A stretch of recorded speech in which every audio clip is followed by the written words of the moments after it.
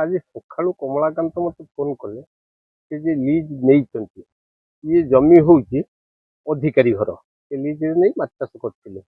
ତେଣୁ ସକାଳୁ ମୋତେ ଫୋନ୍ କଲେ ଆମ ପୋଖରୀରେ କୌଣସି ବିଷକ୍ରିୟାରୁ ବଡ଼ ବଡ଼ ମାଛ ସବୁ ମରିଛନ୍ତି। ତାପରେ ମୁଁ ଆସି ଦେଖେ ତ ପ୍ରାୟ 200 ପିସ୍ ଖଣ୍ଡ ମାଛ ଭାସୁଛନ୍ତି। ଆଉ ସେ ଯେଉଁ ପାଖରେ ଯେଉଁ ଲଟା ଟିକେ ଟିକେ ଅଛି ତା ତଳେ ମଧ୍ୟ ଆଉ କିଛି ମାଛ ଅଛନ୍ତି।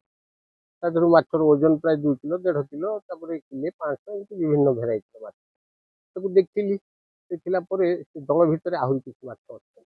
ଆଉ ଚିଙ୍ଗୁଡ଼ି ମାଛ କିଛି ଛାଡ଼ିଥିଲି, ସେ ଚିଙ୍ଗୁଡ଼ି ମାଛର ଆଉ କିଛି ପତା ମିଳୁନି। ଏତିକି ତ କଥା। ଆଉ ଭାବୁଛି କ'ଣ, ସେ ପୋଖରୀ ମଝିରେ ଗୋଟେ ଜାଗାରେ ପ୍ରାୟ 50 ସ୍କୋୟାର ଫୁଟ ଭଳି ଗୋଟେ ଆସ୍ତାରଣ ଦେଖାଯାଉଛି, ଯାହାକି ଗୋଟେ ଧଳା ଟାଇପ୍ର ଗୋଟେ ଦେଖାଯାଉଛି। ପୋଖରୀ ସାରା ଅଲଗା ପ୍ରକାର ଦେଖାଯାଉଛି, ଗୋଟେ ଧଳା ଟାଇପ୍ର ଦେଖାଯାଉଛି। ତେଣୁ ଆମେ ଅନୁମାନ କରୁଛୁ ହୁଏତ କିଛି ବିଷକ୍ରିୟାରୁ ଏଇଟା ହେଇପାରେ। କିନ୍ତୁ ମାଛ ଗୁଡ଼ା ସବୁ ଆଁ କରି ମରିଛନ୍ତି, ସବୁ ମାଛଙ୍କ ପାଟି। ତାପରେ ମୁଁ ଫୋନ୍ କରିଥିଲି ଏଗ୍ରିକଲଚର ଆମର ହରପ୍ରିୟା ମ୍ୟାଡ଼ାମକୁ, ତାପରେ ପ୍ରଭଞ୍ଜନ ବାବୁଙ୍କୁ ଆମର କେବିକର ଫୋନ୍ କରିଥିଲି। ସେ କହିଲେ ମାଛ ଆଣନ୍ତୁ, ଆମେ ଏଠି ପରୀକ୍ଷା କରିକି ପାଣି ଆଉ ମାଛ ଆଣନ୍ତୁ। ଏବେ ଆମେ ମାଛ ପାଣି ପଠେଇବୁ, ପରୀକ୍ଷା କରି ରିପୋର୍ଟ କ'ଣ ଆସିବ ସେକୁ ଅପେକ୍ଷା କରୁ। ବର୍ଷେ ହେଲାଣି ଏକୁ ନେଇଥିଲୁ, ଲିଜ୍ରେ ଚାଷ କରୁଛୁ। ଆମ ଘର ଦୂର, ଆଉ ତେଣୁ କିଏ ରାଗ ରୋଷ ରଖିବି ଏ କାର୍ଯ୍ୟ କରିଛି ବିଷକ୍ରିୟା ବୋଲି ଆମେ ଭାବୁଛୁ। ସେମିତି ଆମେ ଦେଖିନୁ, ଯାହା ହେଇଥିବ।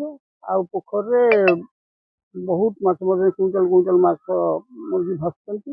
ଆଉ କିଛି ବି ସକାଳୁ ମୁଁ ସେଠୁ ତୋଳିକିରି ଜମା କରୁଛି। ଏଇଆ ଆଉ ଆକୁ ଅପେକ୍ଷା କରୁଛୁ, ଲ୍ୟାବ୍କୁ ପଠାଉଛୁ ଟେଷ୍ଟ କରିବା ପାଇଁ ପାଣି ଏବଂ ମାଛ। ଯାହା ରିପୋର୍ଟ ଆସିବ ସେଇ ଆଧାରରେ ଯାହା କିଛି କାର୍ଯ୍ୟାନୁଷ୍ଠାନ ନିଆଯିବା କଥା ନେବୁ ଆଉ।